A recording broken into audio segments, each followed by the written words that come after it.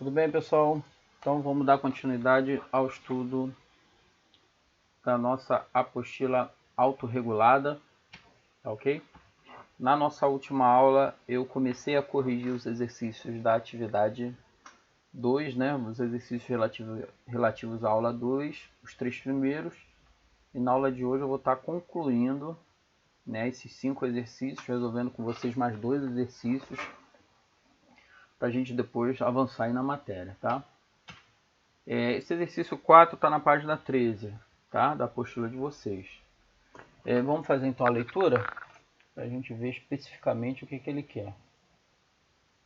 Ele diz, ó, em determinadas condições de temperatura e pressão, existe meio mol por litro de N2O4 em equilíbrio com 2 mol por litro de NO2, segundo a equação. Aí ele apresenta a equação química, né, o equilíbrio químico. Aí ele fala o valor da constante de equilíbrio, Kc, desse equilíbrio é... Então, no caso, ele quer saber o valor da constante de equilíbrio, né? A gente tem uma aula aí na plataforma que trabalha especificamente com a constante de equilíbrio, tá? Eu não vou perder muito tempo assim explicando, né, como monta a constante, porque a gente tem uma aula já na plataforma que fala sobre isso. Se de repente você tiver uma dúvida, você pode ir lá, né, e recorrer a essa aula sem nenhum problema. Então eu tenho aí a constante. Como é que eu monto essa constante assim de uma maneira bem objetiva? Na parte de cima da constante ficam os produtos, no caso aqui um único produto, NO2, está lá o NO2, entre colchetes representando a concentração molar, né, o mol por litro, e na parte de baixo aí dessa divisão eu vou ter reagente, que no caso aqui também é só um, é o NO2O4. O que acontece? Eu vou agora substituir, né, essas concentrações que eu representei de maneira genérica pelos valores fornecidos pelo problema, tá? Então, no caso aí, o NO2 tá aqui, ó. NO2 vale 2 mol por litro, tá vendo? Então, onde tem o NO2, vai aparecer o número 2. Ó, substituir esse valor de concentração pelo 2, tá? E no caso do N2O4, tá aqui, ó. N2O4 vale meio mol. Então também vou substituir, ó. Ele estava aqui embaixo, passou a valer meio. Faço o cálculo, né? 2 dividido por meio vai dar 4, tá?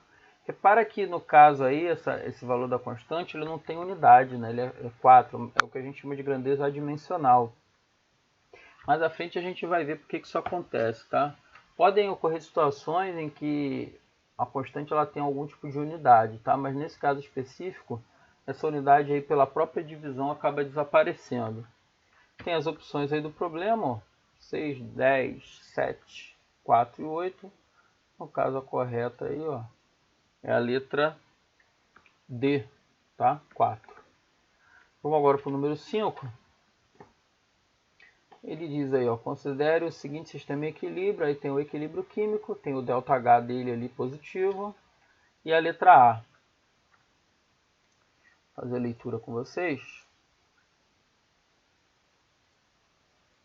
Ele fala assim, ó, caso o sistema em equilíbrio seja perturbado pela adição de N2, em que direção deverá ocorrer o favorecimento da reação? Então, no caso, ele vai adicionar o N2 e ele quer saber em que sentido esse equilíbrio vai se deslocar, né? Quando ele fala em que direção deverá ocorrer o favorecimento, é assim, vai para a direita ou vai para a esquerda, aquela variável, aquela linguagem que a gente já está trabalhando.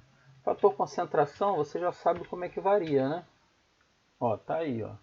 O aumento da concentração favorece a reação que consome a substância, né? A reação que consome a substância é favorecida. Então, como é que você vai saber em que sentido esse equilíbrio se desloca?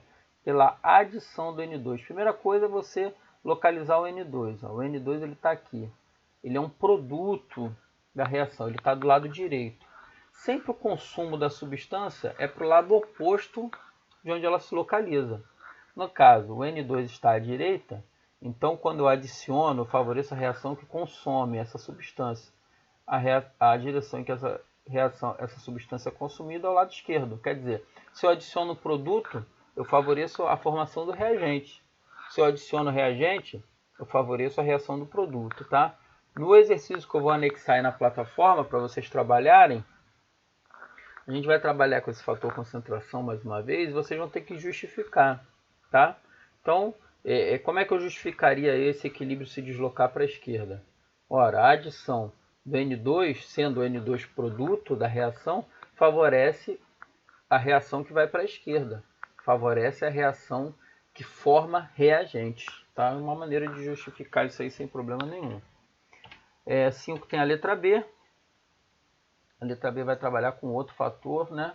Fator também que a gente já está acostumado a trabalhar. Ó. Ele fala, ó, caso o sistema em equilíbrio seja aquecido, em que sentido deverá ocorrer o favorecimento da reação? Então ele fala em aquecimento. Ó. Aquecimento, qual é o fator? Temperatura. Quando eu falo em temperatura, eu tenho que analisar o ΔH. Né? Tá vendo aqui o ΔH? Ó. O que eu analiso desse ΔH? Analiso o sinal. Sinal positivo de ΔH. O que a gente já viu? O sinal positivo, o ΔH, ele é chamado de endotérmico. Então, se o ΔH da reação é endotérmica, para a direita essa reação é endotérmica. Se para a direita ela é endotérmica, para a esquerda ela vai ser exotérmica, né? Que é o contrário do endotérmico. Como é que o equilíbrio reage ao aumento da temperatura? O aumento da temperatura, a reação endotérmica é favorecida. Tá? Isso aqui é sempre assim. Ó, o aumento da temperatura favorece a reação endotérmica. Para que lado essa reação aqui do exercício 5 é endotérmica? Ela é endotérmica para a direita. Então o equilíbrio se desloca para a direita. Tudo bem? Então, ó, mais uma vez, no exercício que eu vou anexar, eu quero que vocês justifiquem. A resposta aí da 5B é direita. Por que direita? Porque o aumento da temperatura favorece a reação endotérmica. No caso específico dessa reação, ela é endotérmica para a direita. Por isso ela se desloca para a direita, no sentido endotérmico da reação. Tá? Pessoal, então é isso. A gente fecha aí o exercício da atividade 2, da aula 2. E depois a gente vai dar prosseguimento aí na correção e na leitura aí dessa apostila, tá? Não deixem de fazer as atividades, eu estou anexando aí um exercício, tá? É importantíssimo que vocês mantenham essas atividades em dia, porque é o único meio que a gente está tendo de manter as nossas aulas, né? É o único meio que a gente tem de interagir com vocês. Posteriormente, quando as aulas retornarem, da forma que retornarem, né? A gente volta à nossa antiga rotina. Mas, por enquanto, é a única maneira que a gente tem de manter as aulas, tá? Então se dediquem, eu sei que é complicado, eu sei que é difícil, mas nesse momento também o esforço de vocês é fundamental. Ok? Obrigado e até a nossa próxima aula.